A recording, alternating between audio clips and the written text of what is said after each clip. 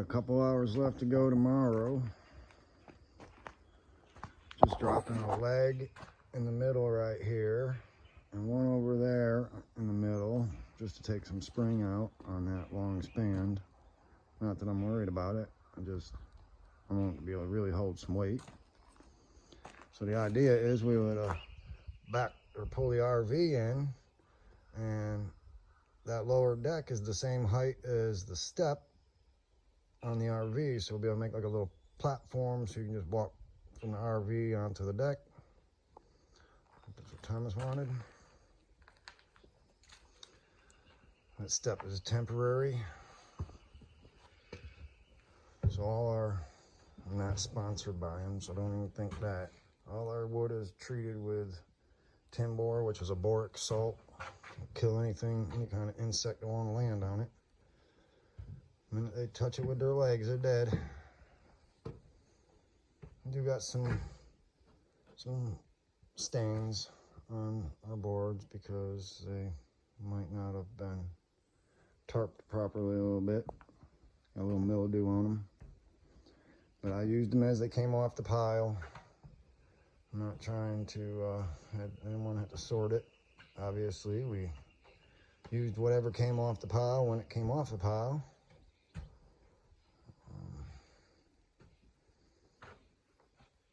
I got enough overhang that if I decide I want to put walls up on here with lapboard siding and windows and a big door right here, and we still have enough overhang on the flooring that I can be able to do such.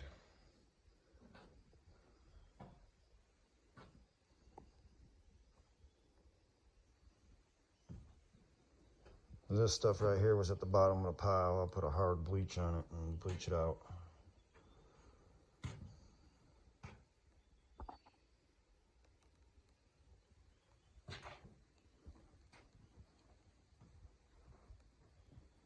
Yep, I did it that way. I didn't want that angle, that real sharp point angle right there to be on the outside edge, so cut that in whole length.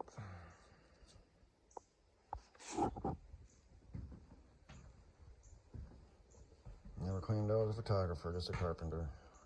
Sorry about my pictures. Even chamfered the edge all the way around with the belt sander. Chamfered all the edges on our boards with the planer. I know the spacing's not perfect, but eyeballed it. Still got some screwing off to do, but if you ask any one of my ex-bosses, they say I'm great screwing off.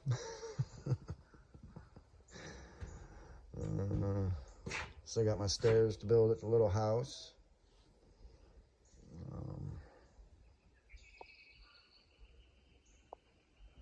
Take a walk around the outside of it real quick.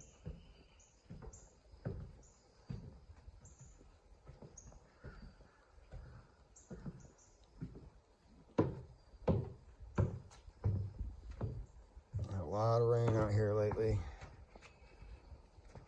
A lot of rain.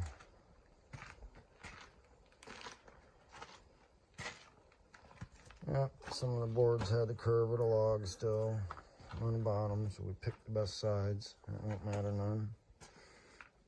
I only worry about these little triangles breaking off in time.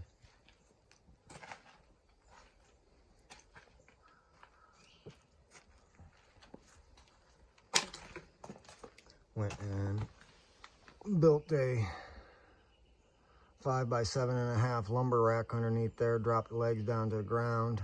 That will hold all the sheets of plywood I got over there, about 10 sheets of plywood. That's damn near $1,000 now.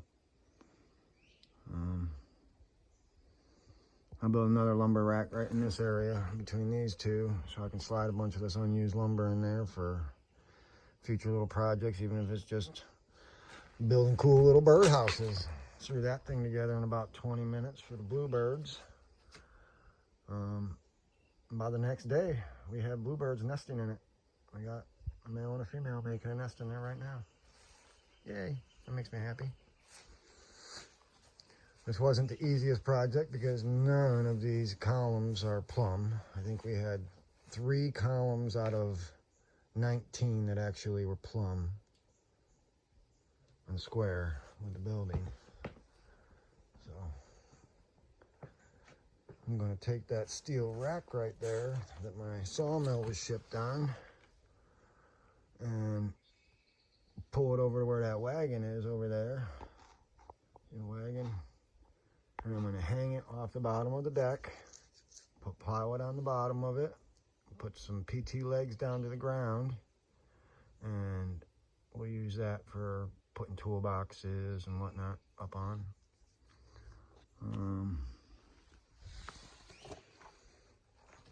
So this was the big deck. Took a little longer than I thought it was going to, but that was a lot of planing on the edges of the boards and timbering and, you know. But all in all, man, came out pretty good. That's all lumber off of the Woodland Mills HM 130 Max from all trees that we cut right out here on the property. And now, a year later, with the stumps ground out, not even a year, probably about 6 months later, 8 months later, all the stumps ground out. You can't even tell I took all those trees out of that little area. A lot of the boards that went on the top of the deck came from the neighbor 2 lots over. He just wanted some space cleared out so he didn't have to worry about trees falling on his campers over there and stuff. And so make a lumber rack and sort this stuff and save what we want and get rid of the rest.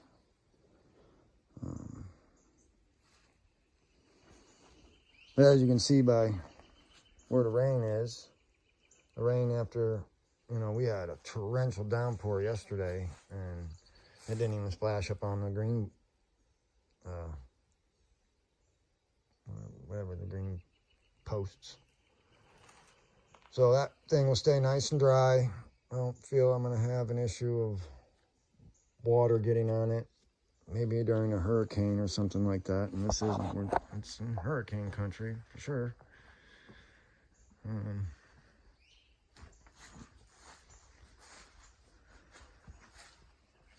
That's what I got, man. That's it. She's solid. She's strong. All the framing's out of 2x10 or 2x10 joists and 2x12 bands. All the lumber that's on the deck of it is all 1.5 inches thick with 3.5 inch screws holding it down. Everything's been timbored twice except for the top of the deck, which I'll knock out tomorrow. I still have to trim this back right across there. I'll just pop a chalk line on there and climb underneath there with a chainsaw and cut it all off. But we use lots of timber locks, lots of 3-inch screws. I think this deck has at least, I would say at least 100 plus timber lock, yeah, probably about 100 timber locks in it. Still with some more timber locks to be done on this lower deck. And at least 50 pounds of 3.5 inch screws. I don't think she's gonna go anywhere. All timber locked out, timber locked through every joist, into the tail, on top of 4 to 5 3.5 inch screws into the tail of each joist. So I think we're rocking and rolling, man. She's all done. A little bit of punch out tomorrow, a bunch of cleanup, some stairs on the little one, and I'm done. Leave a comment, subscribe, hit that notification button, whatever you're supposed to say when you're a YouTube guy. I ain't that dude saying, oh, pay me on Patreon. Just like to know who watches my videos. And God bless y'all, and you know, especially in this time of craziness, school shootings and crap like that. That one didn't fit their narrative, now did it? With a Mexican doing it. But